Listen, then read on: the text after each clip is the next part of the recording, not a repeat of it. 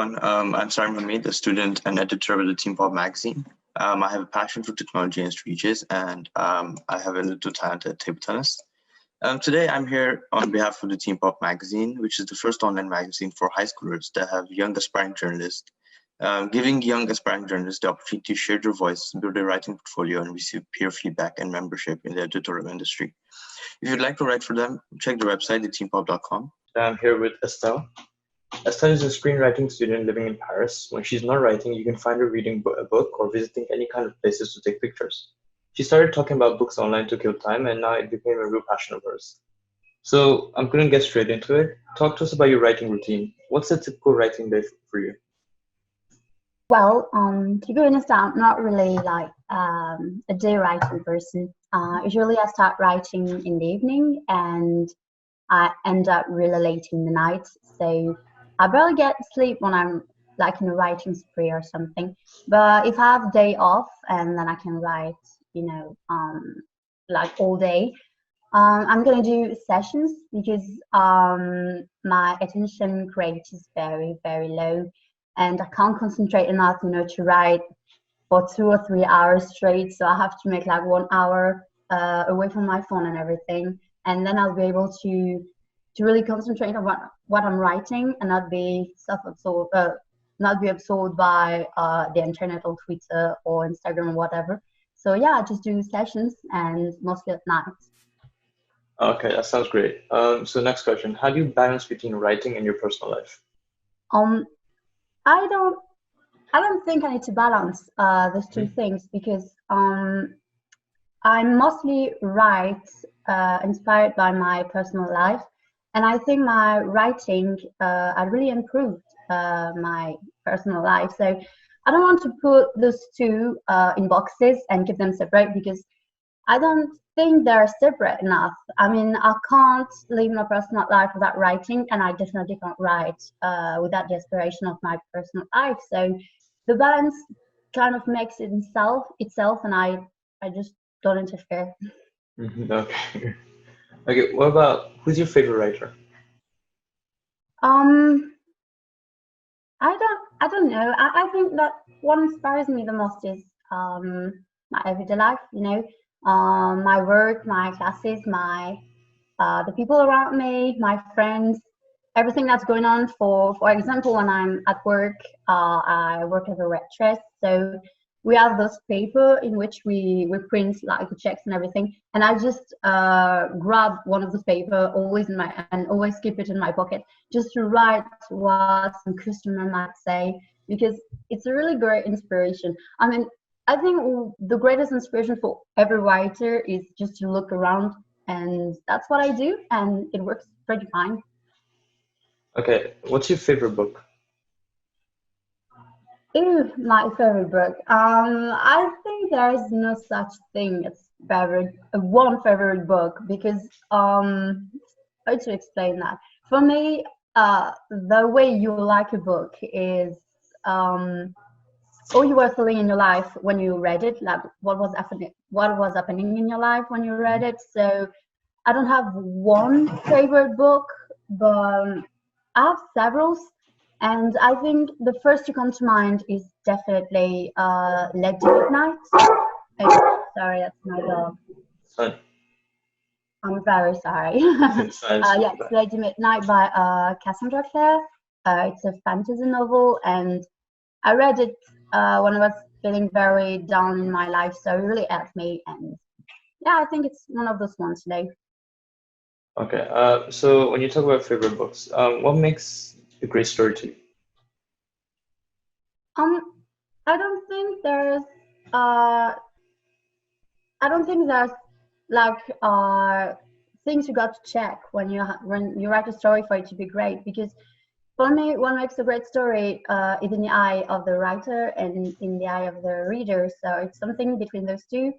And I think that as long as the story isn't offensive for any minority or any people, it has the potential to be a good story. So yeah, I really don't know. Plus, I don't think I've written enough in my life just to be able to say what's a great story.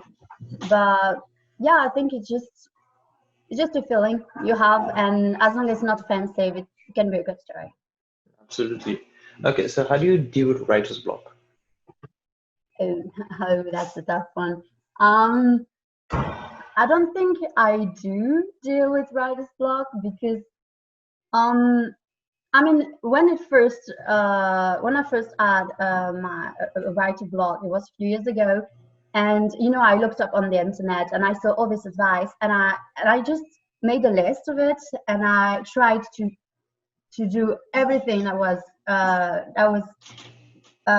written in my list, and it ended up not working, and it only frustrates me because I thought, okay, what is wrong with me? What no advice can work on me.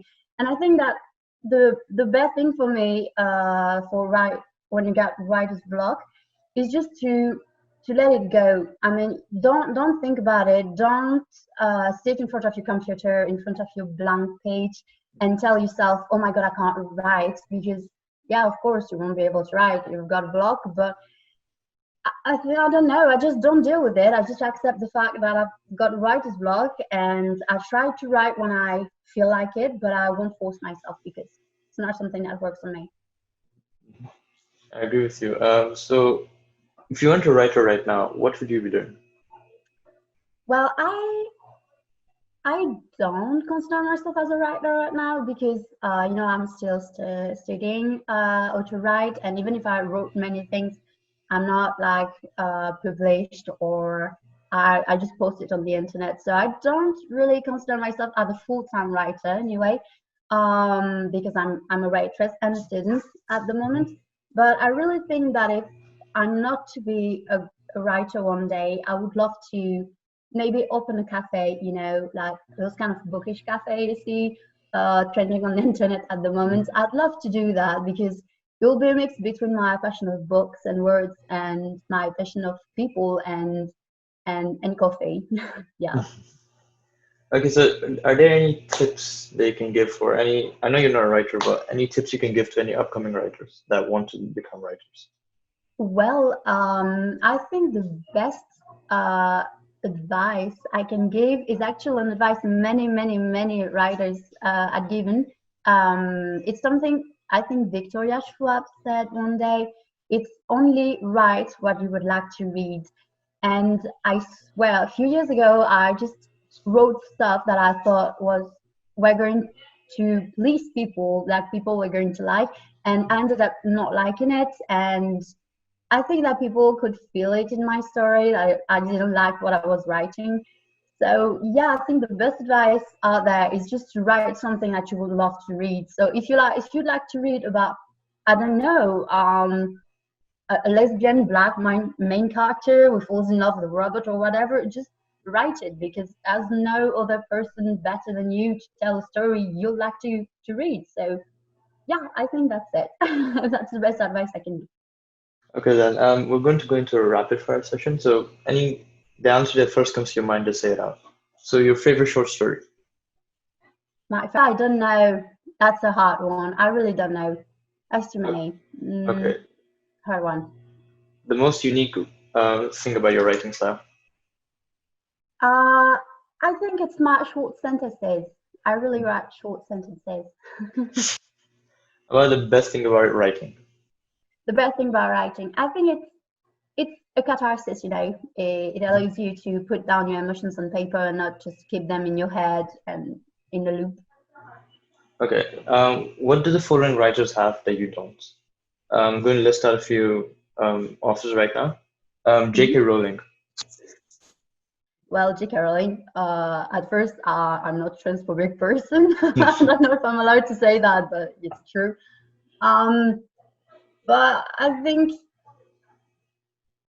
J.K. Rowling did an amazing job, to create the whole fantasy universe, and that's something I will maybe never have, like this whole imagination, because I usually get bored of things really quickly, So I will start to build a world, and then I will just get bored about it and stop it. So that's one thing I found impressive about her, and I can't think of anything that I could have that she couldn't. How about William Shakespeare? Oh my God. I will definitely never be able to like write love as Shakespeare used to, because man, the way he used the words to talk about love. But I think something that I would have that Shakespeare don't is the modernity, you know, because yeah, we live in a century where we see more and more people different. We see more and more different people every day. So I think, yeah, modernity, the fact that I live right now, right here.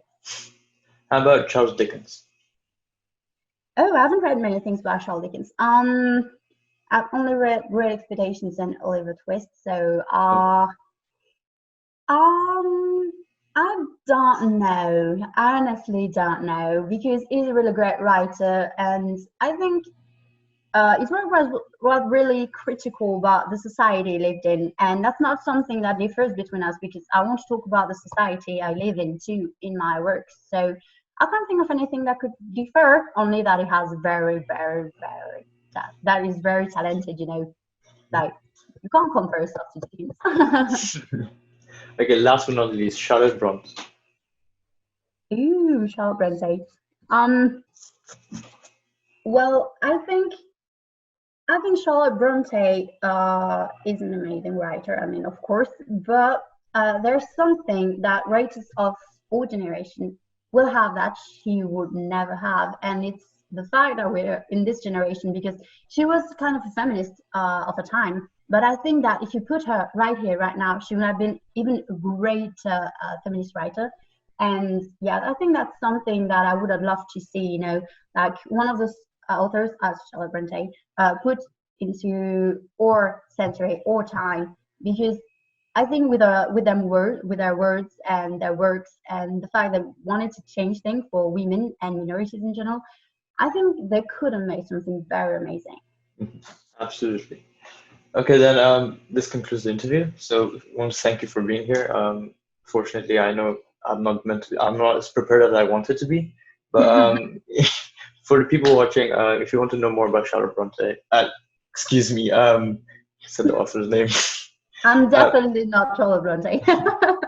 But thank you for being here today. And I'll hope to see more from you. And good luck to everything you endeavor in. Well, thank you. I mean, thanks to you. It was a really good opportunity you gave me there. So thank you.